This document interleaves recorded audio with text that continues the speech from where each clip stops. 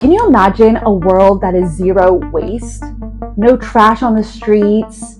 What does that look like for you? Now, does that include burning trash, aka incineration? Today I'm going to be talking about how large-scale composting can bring us to a healthier and more resilient future. And we're going to be talking about incineration and how that's not part of our future. Because when has burning anything ever been good for the environment or good for human health? I'm going to start this conversation with one of my favorite quotes from Dr. Ayanna Elizabeth Johnson, who is somebody I look up to tremendously in the climate space and especially climate communication space. And she says that we have all the climate solutions we need, we're just not implementing them. And I think that's very clear in South Florida, where composting is not a curbside municipal service. It's something that private businesses, private citizens like you and me, saw that there was a gap in this market and decided, I'm going to start a composting business because this is untenable. We cannot keep throwing our trash, and especially our organic material, our organic waste, into the landfill. So, to back up a little bit, why am I so passionate about composting? I think for me it starts back from when I was a kid. I grew up composting as a chore, and it's something that I didn't enjoy as a child, but I see the tremendous value in now. And I went from, oh God, I hate this chore, to making it my career. And that's because I see the power of composting, and I've seen it firsthand, whether it's me working at Tortuga Music Festival, where I have helped in sorting tens of thousands of pounds of material that were diverted from the landfill, or it's just composting at home, where me and my husband divert about 15 pounds each week, just us two. So I've seen it over the years, and since I was a kid, and all the tropical fruits that my parents were able to grow from our compost and our healthy soil that they built. South Florida does not have a healthy soil naturally. It's very sandy. My composting story starts back in childhood. When my parents came to the United States, they started composting, and that was just a natural, my parents are immigrants from Brazil, and that's just a natural part of their life there. So they instantly, just as you would any other habit, adopted that here. And it really wasn't until I got to college that I realized how much waste everyone is throwing out and throwing into, especially organic waste, into the trash. And I was cooking a lot of my own food, and I just kept throwing all the scraps in the trash, and I just couldn't fathom. It broke my heart. It felt physical. It felt like a physical pain, because I knew that it wasn't going to break down in the landfill. And that's when I got my vermicomposter.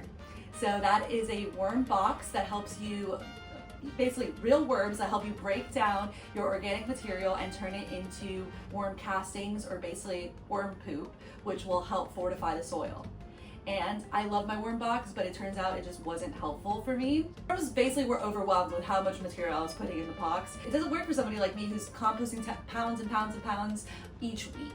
So that's why I started using a service, because I also live in an apartment. I don't have any land to compost on.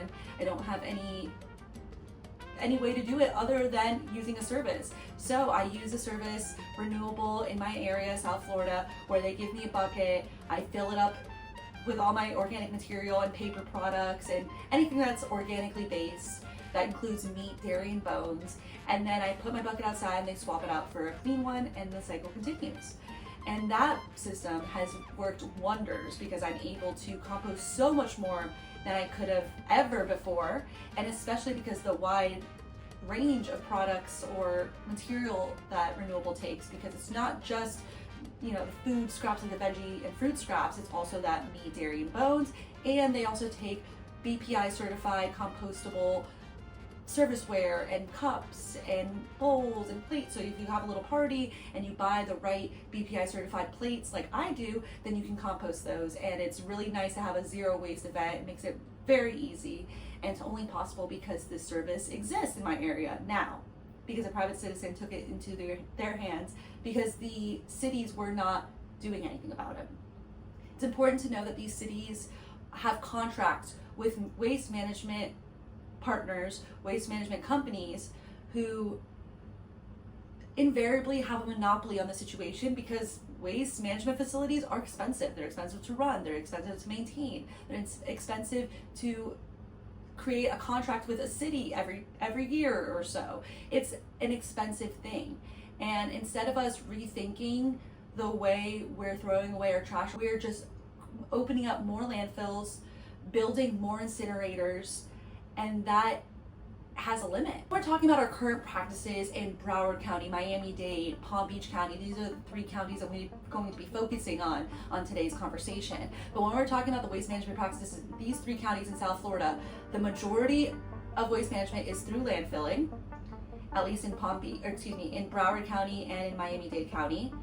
In Palm Beach, they have a multi-billion-dollar incinerator. And it brings me to my first point that I really want to drive home, that incineration is misleading to the public because the public thinks that the trash has been burnt, the waste management crisis is not an issue, and there's nothing to worry about. All that smoke and combustibles turned into energy, and that's simply not true. There is a negative health impact to the surrounding communities, to everyone who is around these facilities. The incinerator in Palm Beach County is such a costly machine, and it's such an investment for the county that they actually ban composting services like Renewable from coming into the county and collecting private residents' compostable material.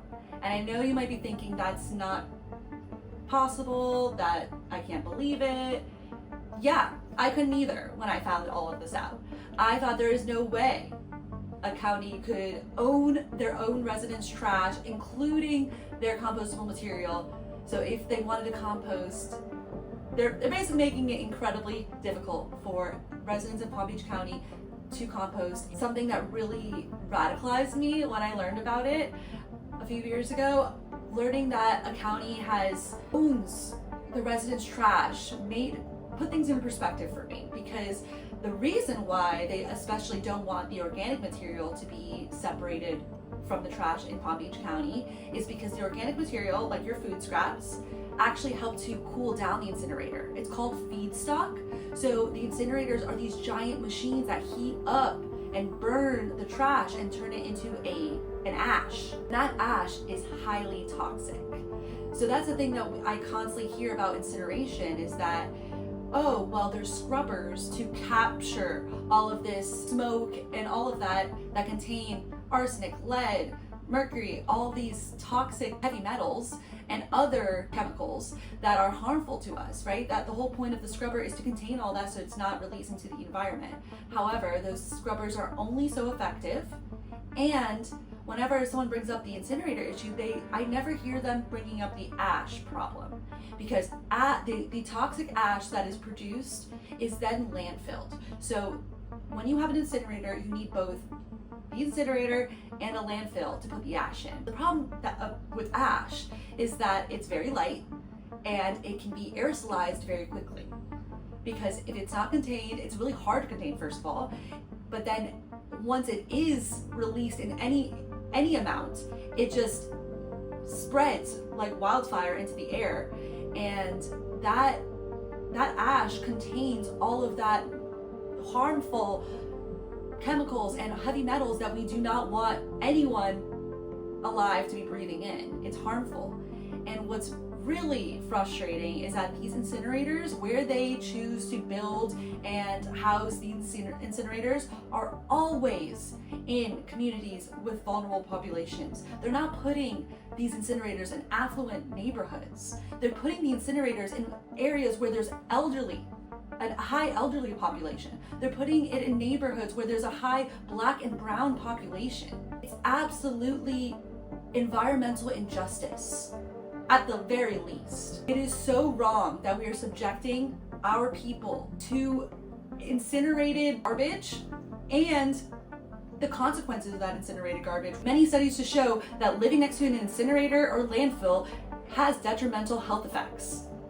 We cannot keep living this way. It's harmful to our fellow humans, our fellow wildlife, our fellow ecosystem. Incineration is also not typically called incineration by the waste management authorities and anyone else in the government, really. It's regularly called waste to energy management, or there's actually dozens of names that it goes by. Anything but calling it by the real name, which is incineration, which just means burning trash. It's being called waste of energy because one of the arguments is that incinerators produce energy for the community and therefore they're net positive, and that's simply not true when it's negatively impacting the health of the residents. All of this information I gathered when I sat through 2 presentations by Mike Ewall from Energy Justice. It's an organization that goes around the country to help people in the areas that have incinerators shut down the existing incinerators and find a new method of waste management in their city to help protect their health and the environment's health. I highly encourage you to visit energyjustice.net.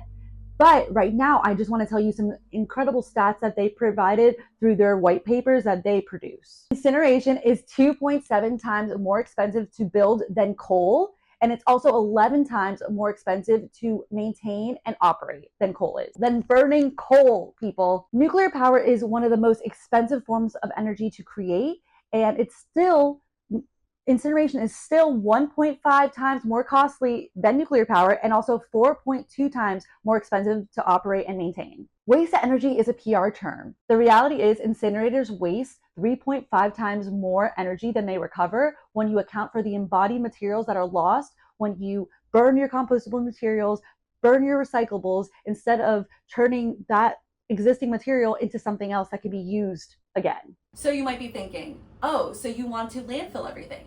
Absolutely not. Landfills are not a solution as well. When you throw organic material into your plastic trash bag and then put it in your dumpster, that dumpster is then taken to the landfill and then piled in layers into the landfill. Between the bag and all the different layers, your organic material is being suffocated. In order for organic material to break down, it needs oxygen. And it's only getting a teeny bit of oxygen, so it's only partially breaking down and creating a toxic sludge because it's mixing with all the other trash that won't break down. And that toxic sludge is leaching into our soil, into our waterways, and polluting the environment further. Not to mention all the trash that flies off of landfills or it just falls away. It's just an awful, antiquated waste management system. This is going to be a transition. This is not going to be something that changes overnight. So what do we do with this information? Incinerators are awful. We have a waste management crisis and too many things are being produced. Obviously, the issue is with our manufacturing and production. We create too much to begin with. So we need to figure out a way to de-incentivize corporations into creating less or finding a way to make package-less material. Zero waste bulk bins exist, refill stores exist. There are ways to conduct commerce without creating so much single-use packaging. However, there already is an existing framework for zero waste. A lot of cities around the country are already adopting these strategies, and there's even smaller cities within South Florida who already have zero waste sustainability advisory boards and then zero waste committees on those advisory boards to push these methods and these systems forward. So the first step with zero waste would be to close down all the incinerators that are already in existence and find a way to decommission them in a safe way. Obviously, there is going to be a transition period. It's not going to just flip a switch and we're zero waste. We're going to have to slowly transition, just like we transitioned into using plastic. Like even 20 years ago, not everything was wrapped in plastic as it is now.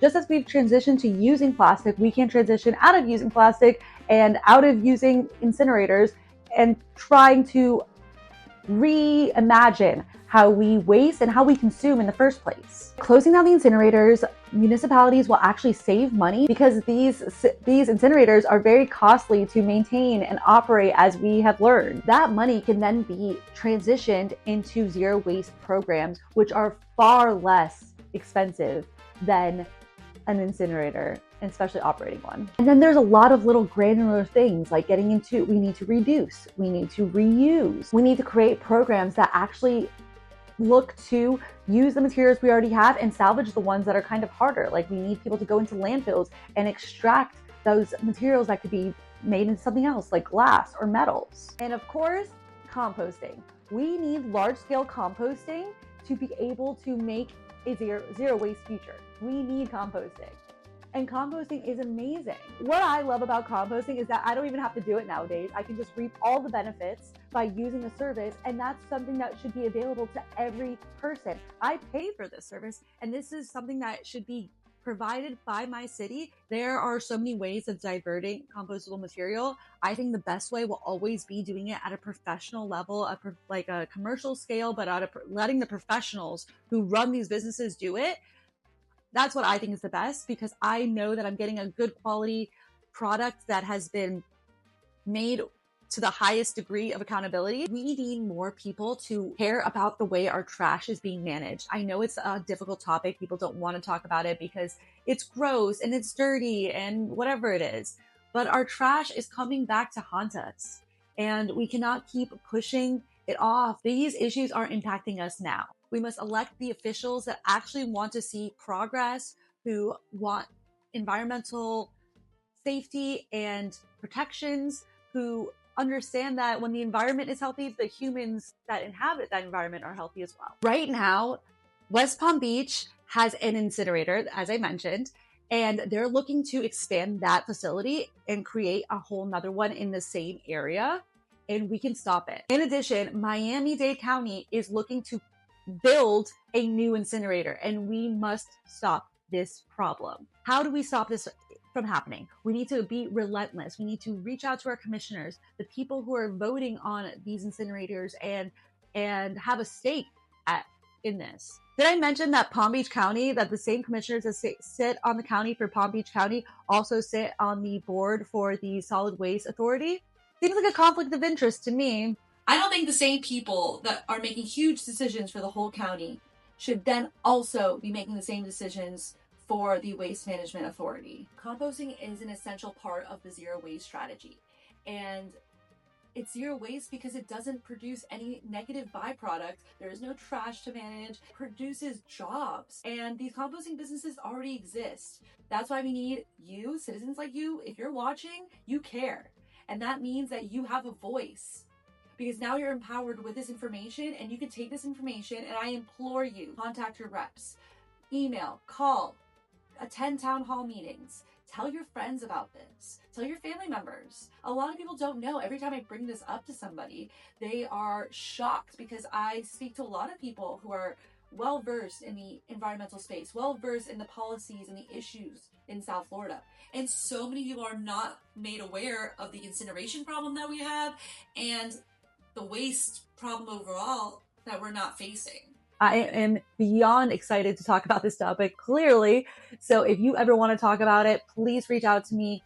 I am on Instagram as Go Green with Alexa, on YouTube as Go Green with Alexa. And you can visit my website. I also have a blog on my website. It's the 10% Greener blog. And you can visit my website at www.gogreenwithalexa.com.